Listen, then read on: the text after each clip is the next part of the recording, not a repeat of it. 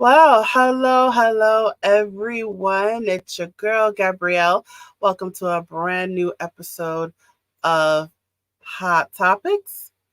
Let me remind you about what this show is about in case you are returning to the show or watching this on the replay. If you are new to the program, I'm just going to tell you what we're all about. So this is the show where we like to educate you, where we like to teach you, where we like to have real talk about real things. As we are under my company, A Step Ahead Tutoring Services, we like to cover a lot of topics that are important in the field of education, right? So whether it's mental health or self-care, employment, artificial intelligence, loving yourself, all that jazz, anything that has to do with learning about yourself and improving yourself for the better. That's what we are all about. And today is no different. I am particularly looking forward to this show because I have yet another opportunity to talk to another tutorpreneur. So I love it when I can talk to my fellow colleagues in the tutoring industry so we could kind of hash things out. So let me tell you who my guest is today. So my guest, her name is Emily Fogg. Well, before we get to that, I keep forgetting this. So the name of the episode, the title of the episode is, so this is the 12th installment of this topic, Talking with Tutors. So make sure you guys check out parts 1 through 11 in the previous episode. So make sure you check out those episodes, listen to the whole sub-series, but we are at number 12. And now I'm going to tell you about my guest, Emily Fogg. So Emily Fogg, she is the founder and owner of her company, which she calls Wise Owl Tuition. And in her company, she specializes in supporting neurodiverse learners from ages 6 to 16. So that is fabulous. All right, so without further ado, I'm going to bring her to the stage. Hello. Hi, Thanks for Emily. How are you doing today? Yeah, I'm really well, thank you. Thanks for having me on. Thank you for coming on. All right, so I hear an accent. I hear a heavy accent from you. So where are you from? So I'm in Perth, Australia. So that's the accent that you can hear, my Aussie accent. And we're actually, a little fun fact about Perth, it's actually the most isolated city in the world. Wow. So isolated as in There's what? So we're like a single city all on our own. If you look at a map of Australia, we are on the west coast, and we are the only city on the west coast. You can actually fit like the entirety of Europe into Western Australia like several times. So it's a huge country with one city, and we're actually really far away from the other cities in Australia and other cities around the world as well. So it's just us Perthies on our own. Oh no. All right. Well, I mean, it must be pretty quiet out there then. Yeah, it is. It's a small city. I think we have like 2 to 3 million people that live in Perth.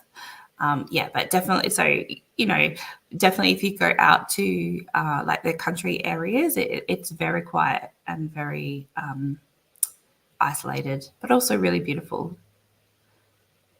Beautiful. Yeah, I'd love to go someday. All right. So, wait, we have. Okay. Yes. Okay. All right. So, we're here to talk about tutoring and the tutoring industry and, what got you into the field and all that. So, let's get right into it. All right. Mm-hmm. So, what made you become a tutor? Let's tell us your origin story. Okay. So, I was a teacher for 14 years. And in my time as a teacher, I worked in special needs and mainstream school, and I did a lot of work with neurodiverse kids and kids who had really significant behavioural challenges. And over my time as a teacher, particularly in the last few years, because I was working mainstream then, I just saw that there were so many kids who needed learning intervention that maybe weren't getting the help that they needed, especially where I live and work is quite a low socioeconomic area. And for people to be able to access those things, they would have to drive like an hour away, and it was quite expensive. And it would often mean like parents would have to take time off work or take the kids out of school. And so, for those reasons, a lot of people weren't getting the help that they needed. And I just see the kids, their self-esteem and mental health would suffer, and they just get kind of pushed up the grades and get further and further behind. So I wanted to create a service that was local, that offered what these kids needed. Of course, of course. So, I mean, you did what what a lot of tutors do, which is they identify a problem that's going on in the local community. And, especially being from such an isolated city, I imagine there's not a lot of, is it safe to assume there's not a lot of resources available?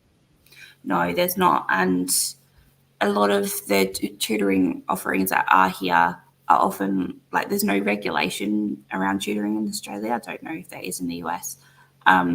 So anybody can call themselves a tutor, whether they've ever taught or not. And a lot of the big tutoring companies actually hire people who have no teaching experience. And a lot of parents go to them thinking that they're going to get the help that they need. And unfortunately, they're not always getting the best help. So I wanted to create something that was really was what the kids actually need. And yeah, there isn't a lot around. Yeah. So let's talk about those problems. So what specifically did you notice in the type of students that are around you? Yeah, so a lot of at the last school I worked at, we had 25% of our kids across the whole school were not meeting the educational standard that they should be. So technically, they're failing, I guess you could say. And that wasn't because of the school or the programs that we use. It was just a lot of factors. There's like social and economic factors and all the different things that affect a kid's education. But we did have a learning intervention program for English, but because of funding, that got taken away. And also, not all the kids could access that program. It was obviously only a certain amount of kids could go. And that often meant that kids with dyslexia, who maybe we suspected may have things like dyslexia, weren't getting diagnosed because they needed 6 months worth of learning intervention to get a diagnosis. So, so I wanted to offer a service where parents could take them that was affordable and accessible, so that those kids could get the diagnosis and the help that they need go forward and not get left behind. Yeah. So I think it sounds like one of the glaring issues, right, is income, is socioeconomic status. Yeah. So, and and it is unfortunately common Yeah. in the States as well. Students that come from families that don't earn a lot of money, don't have a lot of resources. They're the ones that go unnoticed and they struggle the most in Yeah. school. So how do you, what did you do to address that? What did you do? Did you do anything specific? Yeah. So when I looked at what was being offered locally with tutoring services, I made sure my prices were very competitive, and so that these so families could access it, because obviously financial accessibility is a huge factor. I also made sure that the classes and things were close by. So I think that was probably one of the biggest factors, is that they couldn't take the time out of their day because they were working and things like that to drive an hour away to access like proper tutoring services that the kids needed. So having our meeting rooms and things where we operate close by meant that the kids could come after school, and if the parents were working, then like a grandparent or maybe somebody in the family could bring them. And also we do online learning as well, so there's another option. So we just made, and we also do school visits, so we'll go out to the school and do some tutoring there as well. So you do a lot. Yeah, You it do a definitely lot. keeps you busy. So how are you set up? You're virtual, you have a physical location where students come to you. Yeah, so I hire some meeting rooms, like our local community centres. Like often there's like a library with a community centre attached, and they have like meeting rooms that you can hire by the hour. So I hire them in the afternoons. So keeps the cost low for me because I'm not operating out of a centre that I have to pay for like the whole week or anything like that. So I work from there, and that's worked really well with being at the library as well. And then, online as well. So lots of different options for families. And this is why I imagine you have a large staff. I imagine it's not just you doing all this. It is actually just me at the moment. Yeah, I It am is. looking. How are you managing that? Um, I treat it like so it's like my full time job, right? So I tutor I tutor every afternoon during the school terms, and then a couple of days during the week I go out and do school visits, and then on the other days I'm doing all the office and admin stuff as well. So definitely keeps me busy. I am looking at hiring some staff. So our new school year starts in January, like after Christmas. So I'm looking at hiring some staff to come on board to help me out, because um, I've got the last term has been very busy and I'm quite tired. I imagine so. I imagine so. So now, did you I'm trying to think of my question. So before I did want to ask this. So when you say school visits, what do you mean? What exactly is that? Okay, so I organise with the school, like if a parent's interested in tutoring, they will ask the school if I can come in. So in Australia, I don't know if you have this in the States, but quite often people like speech therapists and occupational therapists will go into schools and work with the child while they're at school.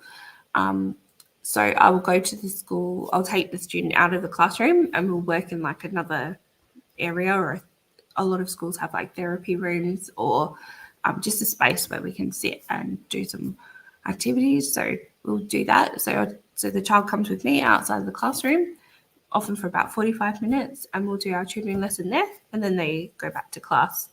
And then so we organise with the teacher to make sure it's at a time that's not going to impact their learning in the classroom too much. So often it's during like a specialist subject, like maybe we try to rotate them, but like it might be during a health lesson or music or art or sport or something like that. So it's not affecting what they're learning in class. Oh, okay. So you have built relationships with the schools in Yeah. in your local area, and is it like a special contract that you have with them? No. So uh, the contracts with the parents, and the schools just allow me to come in. I obviously have to give them all my information, and we have something that's called a working with children check in Australia, and your police clearance, and public liability insurance, and all those kinds of things. So I give all that to the school. It's up to the principal if they agree. Some schools are on board and some aren't, and that's totally up to the discretion of the school. So, yeah, Oh, okay. All yeah. right. All right. So it's, they want the insurance and all that. Okay, all that good stuff with the school. So you go in and it's just you, right? So you're going into the schools and you're the ones pulling the kids out. What exactly do you do with the kids while they're in school? So it's the same as our other tutoring lessons. So the first time I see one of our kids, I will do like an assessment, work out what their gaps are, what they need help with, and then we'll work on that. So most kids that come either need help with maths or English or both. So English, I use the science of reading, and I've got a couple of programs that I use. So we'll go through like phonics. We'll do some phonics, some phonological awareness activities, and then some spelling, reading, writing, and it all will be kind of around a sound or a few sounds that they're practicing, and we use that to help target all of the different areas in English that they need help with. And then for maths, it would be the same thing. So typically we'll do some like maths games and work on some like mental math skills.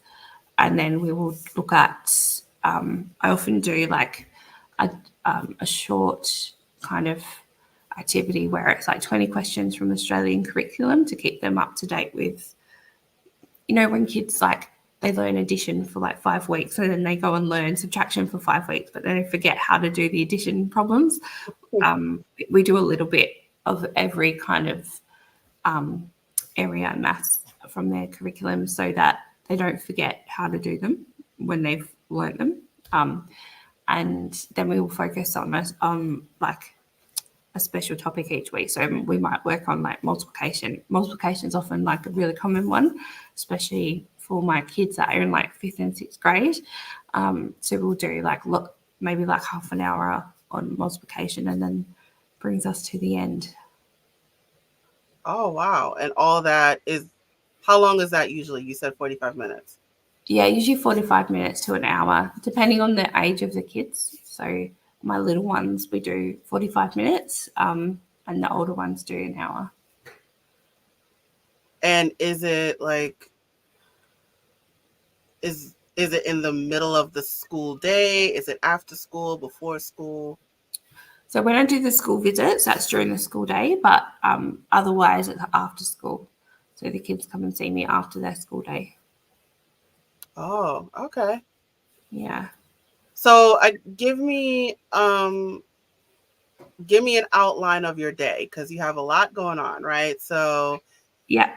give me a typical day for you. Okay. So a typical day, I've got a little girl, so she's just turned 3. So we get up and we hang out for a couple of hours, and then I'll take her to daycare, usually about 9:30. And then I'll come back and I do some office work. So answering email inquiries, looking at my invoicing, often have questions from parents. So doing all of those kinds of things. And then I will usually prepare for I'll prepare my lessons for one of the days during the week. So I try to stay like a week in front. So, so like on a Tuesday, I'll prepare for like next Monday's lessons. So I'll get all that ready. And then if I don't have any school visits, sometimes I'm doing things like podcast interviews like today, or I might go to like a network. I'm in a few business networking groups here in Perth. So sometimes I have something to go to for one of those. If I don't have anything on, I'll try to take some time out for myself or maybe do like some stuff around the house. And then from like 3 in the afternoon to about 7 at night is when I'm tutoring face-to-face if I don't have any school visits. So then I head over to one of our local community centres and I'll do my classes there. And where does the virtual fit in? So my virtual lessons are scattered throughout the week. So say, like, for example, on a Monday, I do some classes in person at a community centre, and then I have one that's online. So I will do that while I'm there. So they fit in the gaps of where I'm teaching online. So I'll just, because I've always got my laptop and everything and internet access where I am. So I'll just like fit those in just the same as if I had another student coming to me. It would just be online instead. Oh, okay. Yeah. So were you affected by was your business affected by the pandemic at all? Like, did you find yourself doing more virtual or less virtual or less in person? How Yeah. did the pandemic affect you at all? Well, yeah, but a quick answer is yes, it did.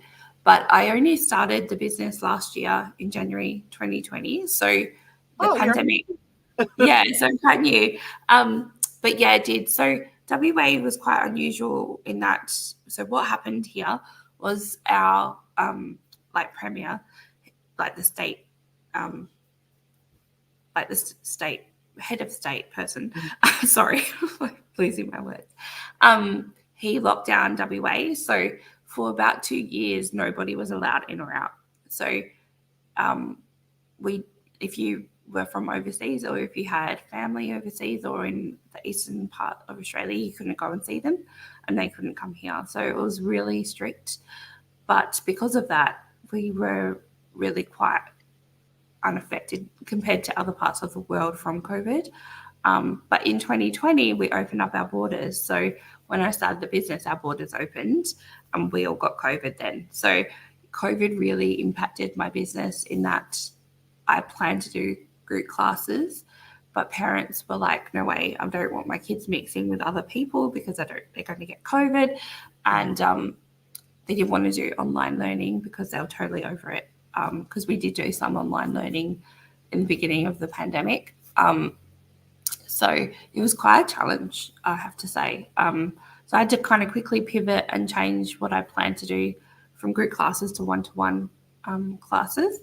So that was for the first year. And then beginning of this year, I started group classes again, and now I do a mix of both. Um, and yeah, now things are kind of back to normal, really. So you started in the middle of the pandemic, right? Yeah, yeah. So wait, did you start as a result of the pandemic? In a way, so I had my daughter in 2020, and then I had a really difficult pregnancy, and I got preeclampsia, and I actually ended up in organ failure, and I was really, really sick. And when between that experience and the pandemic, it really made me think about my life and what I really wanted to do. Um, because I wasn't really happy being a classroom teacher. I think if you're a teacher out there listening, you know all the challenges that we face every day. And when I went back to teaching when she was 10 months old, and I was just miserable. I had a really difficult class, and I had a couple of kids who were very violent, and had I can't do this anymore. But I need to work. So what else can I do? And obviously, I'd identified all the problems that we talked about earlier. So I really thought, it's time I'm going to start this business, and then I can be in control of my work and my life. And yeah, those experiences really made me think about things differently, because you just don't know. We don't know what's going to happen in the future. Yeah, it's what you experience is really common. There's also a lot of issues going on in schools and especially here in the States, and teachers leaving in droves, and the tutoring industry is booming as a result of the pandemic because of all the problems in schools, and not being able to attend to all those kids, right? And so Yeah. it's very common, so you're not alone in Yeah. that. um so and talking with a lot of other tutors, that seems to be the common thread, is that they were teachers and they left because they couldn't attend to all those kids, and they decided, and they wanted to control their own schedule and get paid better. Yeah. So money was another factor in it, and so that Yeah. contributed to them getting into the tutoring field. Yeah. Yeah. It's definitely the best thing I've ever done. It's really good. How so? Tell us how. Oh, so it's just really changed It's totally changed my life. It's working with having a little, like Hannah. She's now 3, but at the time when I first started, she was a baby. Being able to control my schedule as a working mum was just made my life so much easier. When I went back to school, she was, little kids get sick all the time. And it was really difficult to be able to like leave school if I needed to go and pick her up, or take the day off if I needed to. And now my day is so much easier. Like if she is unwell, I can sort of work from home if I need to, and it's so much easier to find help to go and do my face-to-face work in the afternoons if I need it. Like I can call my mum or my mother-in-law. Sometimes my husband will come home from work early so I can go and do what I need to do. It's just so much more flexible. So that's a huge difference. But I think I just feel the business has been like quite successful, and I suppose I feel in myself just more confident and just happier because I'm just not experiencing the things that I was when I was working in the classroom as a teacher. So I just personally feel so much better. It's been a really great change for me, just for myself as a person. Right. And then you're more available for your daughter. Yeah, yeah. Absolutely, absolutely. So now, would you would you want your daughter to follow your footsteps? Not necessarily a tutoring company, but just owning her own business and creating her own schedule. Would you want her to do what you're doing? Yeah, yeah, I would. I think being your own boss and having your own business is it's fantastic. I don't think it's for everyone. I think you have to have a certain amount of like drive in you, because it's not easy, and it's definitely easier to go and work for someone else and get paid. But it's yeah, I would encourage her. My parents had a couple of their own businesses while I was growing up, and I'd always wanted to have my own business one day. I was always interested in entrepreneurship, and growing up, I loved reading like books about people who started their own businesses and were incredibly successful, and watching Shark Tank and all of those kinds of things. So it's definitely been an interest of mine, and I'd be really encourage anybody, including my daughter, to start their own business if there's something that they're passionate about. Right. You would want her to, if she's passionate about it, you would Yeah, want her to follow her dreams. And yeah. But I think, yeah, if you think it's going to be easy and you don't have to work very much, then no, because you definitely have to work very hard, which I'm sure you know. It's great, but it's also a roller coaster, I think, of ups and downs. right, you definitely gotta, be willing to make the sacrifice, because, it's your time, it's your energy. You're not don't expect to be paid right away. So you're Yeah, actually working more than if you were to work for someone else. yeah, yeah.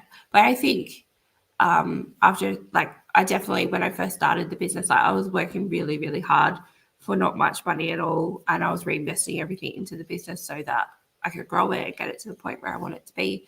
And now I'm starting to reap those rewards, but it's almost 2 years later. So, which I think is typical, that they say it takes at least 2 years before you start to kind of see the results from all your hard work. So, yeah, so I definitely think, yeah, you do have to be willing to put in that hard work up front.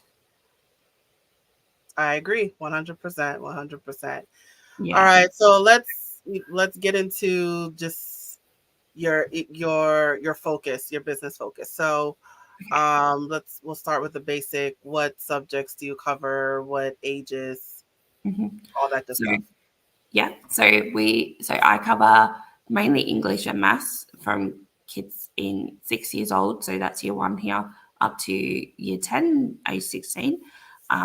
I do help with other subjects if they need it, but we mainly focus on maths and English. And I'd say probably 50% of my students that come to me are neurodiverse in some way, or maybe their parents are looking at getting them a diagnosis or finding out if there's anything happening. So, so we have a lot of students who have things like dyslexia, dyscalculia, ADHD, and autism. But the methods that we use and the programs we use work for all students. So I don't know if you're familiar with the science of reading, but that approach to teaching English really works well, not for just kids with dyslexia, but for all students. So I think, so what we do works really well for everyone.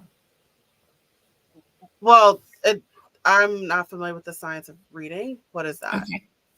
Okay, so it's a really big push here in Australia. So it's based on the idea that reading there's a science to teaching reading and a science to being able to read. So we can break down the code of the English language and we teach it explicitly. So we start off with like the letters A to Z, and we don't teach like the alternate vowel sounds until they've kind of mastered those letters sound first. And then we use things like decodable readers, and everything's taught really explicitly with lots and lots of repetition and practice so that the kids can sound out. There's a really big focus on sounding out the words rather than guessing words or, like looking at the picture to think about what the story might be saying. It's a really big push on just learning that code of the English language. Oh, okay. So you use that specifically for reading. So what do you use for math? So for math, I use a couple of different programs. We've got a guy here in Australia called Paul Swan, and he's a really great math teacher, and he's got a whole range of programs. So I use a lot of them, especially his games are really great. And then we have something called Prime Math, which is again another push here in Australia, and that's based on the Singapore Maths program. So we use that because that's what a lot of the schools are using. And just I find with math there's not as many programs, but we use those too. And then I just kind of look at what they need to learn, and it's more about like lots of practice, I think, with maths and making sure that we're following the Australian curriculum. Oh, okay. Yeah. So these programs that you're using, do you use it on during your school visits, or do you follow what the school is doing? So in the school visits, well, for all of our kids, I do try to talk to their teacher if their parents are happy. So we'll email and say, like, what are you working on in class at the moment or this term? And then I would put that into my program. So say they're teaching, say they've got grade 5s and they're teaching decimal percentages and division, then we'd work on that in the tutoring lessons to make sure that they're keeping up with what they're doing in class. But then I also look at what things are they missing, like what gaps do they have in their understanding of maths, and we'll work on those as well. So try to do lots of short activities with the kids to keep it interesting and so that they don't get bored. That's tough because kids get bored easily. So give us some, give us some tips. Like what's fun that we can do? Oh, what's fun? So the Paul Swan maths games, if you like look up Paul Swan, he's got free maths games that you can print out, and they're mostly like a 1-page printable, and the kids love them. So they're really good for practicing like your mental math skills like addition and subtraction and other things as you go up the grades. So they're really fun. We use a mix of like digital activities as well. So we'll do games on the laptop. A lot of the rooms that I hire have like an interactive board or just a big screen. So we'll like put it on there and we'll play some games there. I also use things like poppets. Have you ever seen like the poppet game board? Poppet game board. No. Yeah, those like poppet toys, fidget toys, and you can push the buttons down? I think so. Yeah, so you can get one. I got it from Amazon, and it's called a poppet game board. So it's like 2 sides, and there's a scoring part in the middle. So we'll use that, and we'll do like dice games, like roll the 2 dice and they have to add them or take them away, or times them, and they push the pops down, and the person who finishes first wins. So the kids really like things like that. That's kind of like hands-on. We do card games and things. Bring in like mini whiteboards and get the kids to write on them instead of paper. Sometimes that's all I need. Obviously, there's only so many ways that you can make it fun. We do use worksheets and we do working books, but we try to break it up with like, okay, we'll do like 10 minutes of working on a worksheet or a book. Now we're going to play a game. And then like another 10 minutes, okay, now we're going to do something on the iPad or a digital game to kind of break it up, get them moving around. I do, for the little kids, I do like some, the skip counting songs and things on YouTube and stuff like that. So we'll get up and move around, and we'll just try to keep it short, lots of little short activities to keep them interested. It sounds like it's helping, and I think because you it's just neurodiverse kids that you focus on, right? Yeah, So yeah, I mean, and I think because you work with that specific population, you know, they need more stimulation, I find, right, than yeah, a child who is not neurodiverse. So it's like someone with ADHD, you have to engage them more, right? Like the yeah, lectures, they can't sit down and focus for long. You have to like keep it short, like short words and yeah, more hands-on stuff, right? yeah, More computer stuff, so it's like, or a child with dysgraphia, might be to type things out, not writing by yeah, hand. So I find that with the neurodiverse population, you have to be even more engaging than a child who is not. yeah. I What are think your so. thoughts on that? Yeah, I just need to be like a bit flexible. Like some days I might be having a really good day, and other days not so much. So you need to be kind of prepared to change it up. Kind of, even if you've had like a plan of what you're going to do, sometimes you just need to go, okay, we're not going. I always bring like like a little suitcase full of stuff so that I can pull something out if I need to. But yeah, I think even just being flexible. Like sometimes the kids will stand up while they're doing their work and fidget and move around a bit. And that's okay. Like I don't mind if that's what they need to do, as long as they're still doing, what we need to do together. Sometimes that's all they need is just to stand up and be able to scramble around a little bit. Yeah, just moving their body around and, getting the blood flowing and the physical activity. Yeah. Absolutely, absolutely. So now, so I mean, where do you find your clients? I mean, I know So you're local, but where do you yeah, find? so so Facebook community groups are gold. So if you're starting out or you need clients, make up like a nice post on Canva and pop it in your local community groups. That's where I found most of my clients. So I advertise in them quite regularly.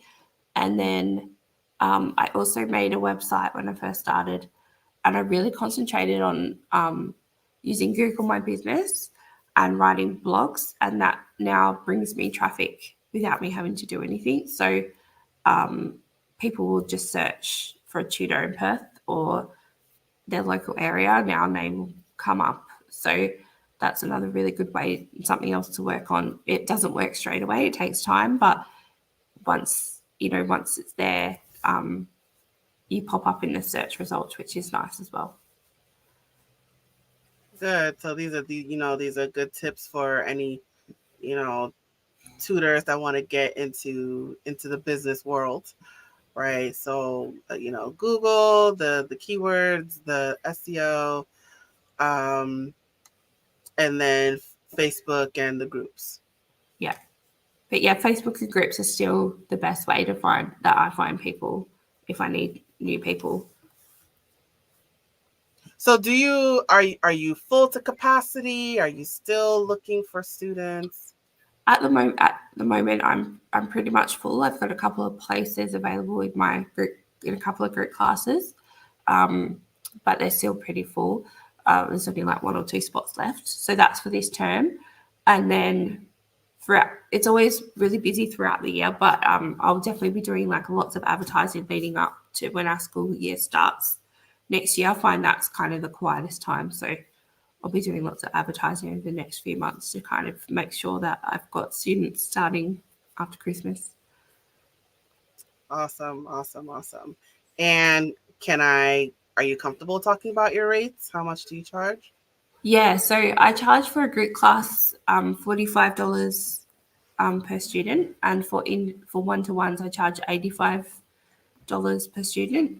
That's Australian money, so our money is worth a lot less than your guys. So it's probably about half in American dollars, and and yeah, so that's what I charge at the moment. I don't and included in that is homework.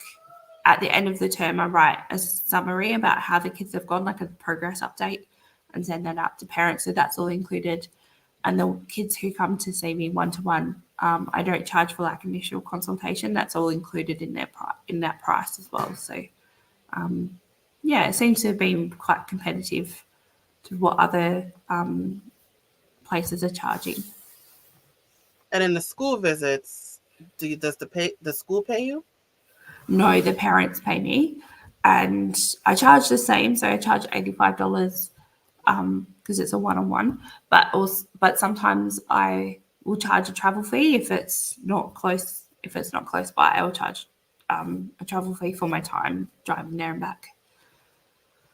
Oh, awesome. And then virtual, I'm assuming, is the same. Yeah, virtual's the same as well. And how did you come to those numbers? So I looked at what other tutoring companies were charging. So another big name, a big name one near me, that is around near me, charge $60 for a group class, but it does go for like an hour and 10 minutes. Mine only go for 45. So I thought that was a reasonable price. And then there's a couple of tutoring. I am probably more expensive than some of the other tutors around me for one-to-ones, but they don't do the same programs, the science of reading programs that I use. So most of the parents that book in for those, their kids have things like dyslexia. They like really need that one-on-one help. So there's other tutors that charge up to $150 an hour for that. So I'm still, not the most expensive, but not the cheapest either.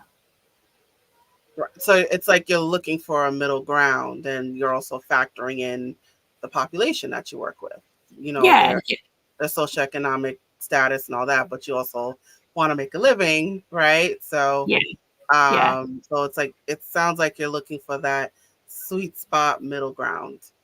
yeah. I know. I do mostly group classes, so I don't do a lot of one-to-one anymore. Because I think group classes are nice, like for the kids. They realize that they're not alone, that there's other people who have the same challenges as them, and then we get to do, they get to bounce off each other. We know as teachers that small group classes are the most effective, right? So I really do try to push those to my parents, because I do think that they're the best. That's the best way to go. Yeah. So yeah, obviously you need to charge your worth, and you need to charge so that you can pay yourself and everything like that. So when you're looking at your pricing, I think you need to think about, what's your insurance, what's your room hire, how many kids are you going to tutor a day, and kind of work out, how much you need to pay yourself, how much you need to pay for costs to run, and work out your pricing from there. All right. All right. All right. All right. What about, does word of mouth help you at all? Yeah, it does. I definitely find that at the moment, a lot of my students coming to me is from word of mouth. I haven't done much advertising lately because a lot of my kids are booked in like rollover each term. So this term I didn't really, we're just starting a new term next week. We're on holidays at the moment. So yeah, most of I haven't really done any advertising for the last like couple of months, but I definitely will be doing lots of advertising coming up from like November to January. Those 4 months, I'll be doing lots. So, yeah. Awesome, awesome, awesome. You're making things happen, it sounds like. Yeah, yeah. Oh man. So how, and we'll start to wind things down a bit. How do you balance it all? Not very well. It's a hard to balance, which is why I was talking about that. I really do need to hire some people going forward. But look, I think as a working parent, you do your best, right? Sometimes my house is a mess, and my gardens definitely need some attention right now. But yeah, look, you just do what you can do. You need, I think, as long as you're prioritizing your family and your health, and you're getting your work done, I think you can't do it all, but it's it's a cycle. So maybe some weeks you might have more time to spend on making sure your house is perfectly tidy and clean and things, and other weeks you might just be working really hard, and that's okay. Absolutely. You do the best that you can with what you got. Yeah, that's it. Awesome, awesome. All right. So, Emily, I like to ask my guests to share any words of wisdom Mm-hmm. with our audience. So, Emily, do you have any words of wisdom that you like to share? Or if you're a teacher and you would like to leave and you think, oh, I don't know if I can do it, yes, you absolutely can do it. It is so achievable. Um, and, you know, that teachers who may be looking for another career path, you have so many skills that you have to offer. So don't feel that you won't find another path. You absolutely will. And that's my little bit of advice. Beautiful, beautiful. All right. Well, Emily, thank you so much for coming on Hot Topics, and thank you for having this fabulous discussion with me. I appreciate it. Thank you. Thanks so much for having me on. Yeah. All right, let's get your contact information up there. It is now promo time. All right, you guys. So, if you happen to be in Perth, Australia, reach out to Emily. She is on the interwebs. So she is online. Her website is www.wiseowltuition.com. She's also on Facebook. She has her Facebook page, so make sure you follow her on Facebook. It is Wise Owl Tuition Perth. She's also on Instagram, Wise Owl Tuition WA. She's also on LinkedIn. Her name is Emily Fogg, Tutor and Learning Difficulty Specialist. And she also provided her email address, which is info@wiseowltuition.com. So if you happen to be in the local area, she doesn't have a lot of space left, but hit her up anyway. Maybe get the waiting list, get on the waiting list. Yeah, So definitely get on the waiting list, you guys. But she also does virtual as well. So if you are open to virtual tutoring, make sure you reach out to her and connect with her as well. So, we're all sharing the same space, so we can lift each other up, other that's it. people in the tutoring fields. But yes, all of this information that I have just said is scrolling below at the bottom of the screen right now. If you are watching this on video, but if you are listening to this on a podcast, all of this information is in the description. So one way or another, this information is available to you. So, Emily, is there anything else you want to say about your company, your business, anything you like to promote at this time? Oh, just come and check out our website. I've got some free ebooks and things on there, and I will be doing courses for parents. So if you're a parent out there listening, they will be coming soon. I'm also available to tutor online. So even if you're not in Australia, if you're in another country, we can definitely work together. And if you have any questions about becoming a tutor, I'm happy to chat. Just hit me up on Instagram or Facebook or send me an email. There you go. So there you go. So she's available to chat, you guys. So if you have any questions about the tutoring industry, or virtual tutoring, like she said, anywhere in the world, but be mindful about that time zone though. But Yes. anywhere in the world, hit her up. The information is there. I'll just say her website once again. It is www.wiseowltuition.com. All right, Emily, thank you again for coming on Hot Topics. Thank you for having me. Fabulous. All right, you guys.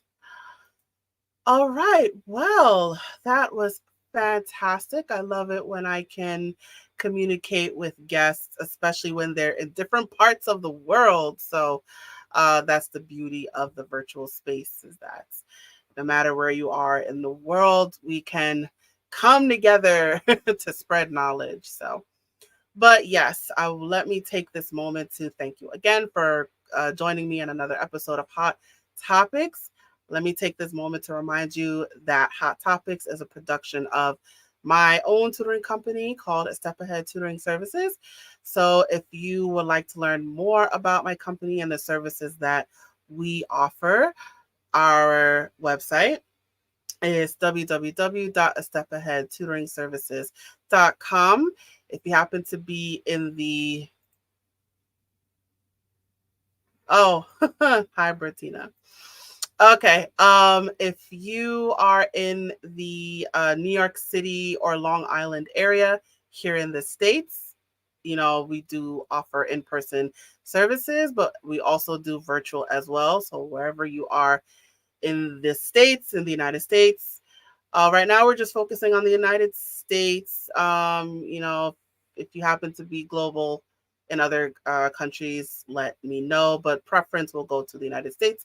But wherever you are, hit us up again. That website is www.astepaheadtutoringservices.com. You could also follow us on social media. We are on multiple platforms. So just type in A Step Ahead Tutoring Services and we will pop up. So please follow and subscribe as well.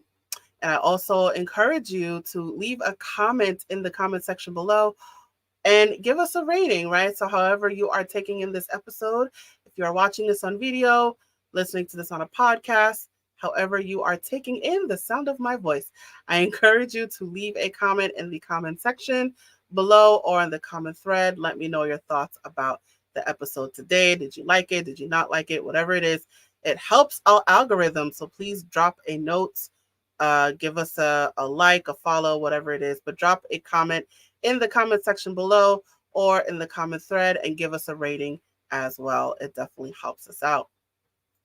All right, you guys, thank you again for joining me on Hot Topics. I look forward to you joining me at the next episode. And now I am signing off. Bye, guys.